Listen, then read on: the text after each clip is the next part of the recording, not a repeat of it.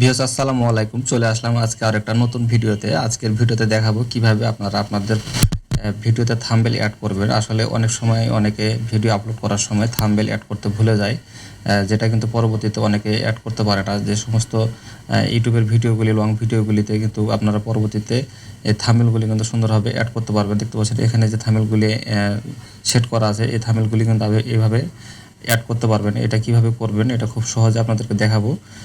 একদম খুব সহজে আপনারা এই কাজটা করতে পারবেন। তো ওয়াইটি স্টুডিওতে আপনারা চলে আসবেন।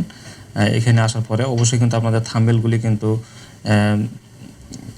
একটা যে ইউটিউবের মাপ আছে সেই মাপ অনুযায়ী কিন্তু আপনাকে থাম্বনেল তৈরি করতে হবে। সেটা কীভাবে করবেন আমি এখানে আপনাদেরকে দেখাচ্ছি। এখানে আপনারা পিক্সেল ল্যাবে চলে আসবেন। পিক্সেল ল্যাবে আসার পরে এখানে দেখতে পাবেন যে উপরে এই থ্রি লাইন, এই থ্রি ডটে ক্লিক করার পরে এখান থেকে আপনারা ইমেজ সাইজে ক্লিক করার পর এখান থেকে কাস্টম দেখতে পাচ্ছেন এখানে একটা অ্যারো চিহ্ন আছে। তো এখানে ক্লিক করবেন। ক্লিক করার পরে এখান থেকে ইউটিউব থাম্বনেল, এখানে যখন ক্লিক করবেন, ক্লিক করার পরে এখান থেকে আপনারা এটা ওকে করে দেবেন।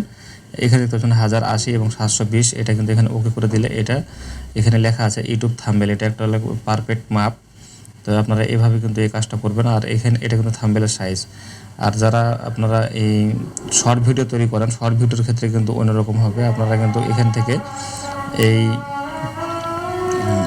1080টা আপনারা এখান থেকে দেখতে পাচ্ছেন যে আমি এটা আপনাদেরকে আবার দেখাই।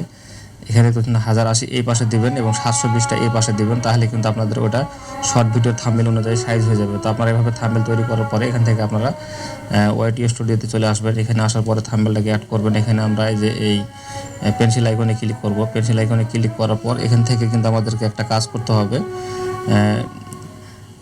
এখানে দেখতে পাচ্ছেন যে আরেকটা কিন্তু পেন্সিল আইকন দেখা যাচ্ছে ভিডিওর উপরে। তো এখানে আমরা ক্লিক করব। এখানে ক্লিক করার পরে কিন্তু এখন এখানে দেখতে পাচ্ছেন যে চেঞ্জ থাম্বনেল।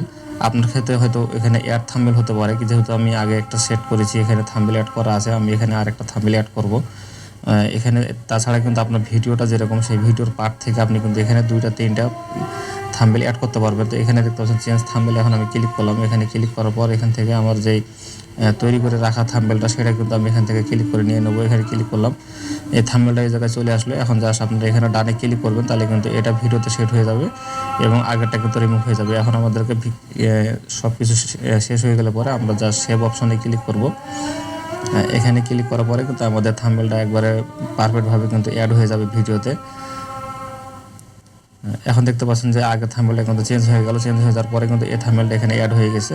তো এইভাবে কিন্তু আপনাদের থাম্বনেল চেঞ্জ করতে পারবেন। অনেক সময় ভিডিওতে ভিউ কম হলে পরে থাম্বনেল চেঞ্জ করতে হয়, কারণ এটা থাম্বনেলের উপরে নির্ভর করে কিন্তু আপনার ভিডিওতে মানুষ ক্লিক করবে এবং ভিডিও দেখবে।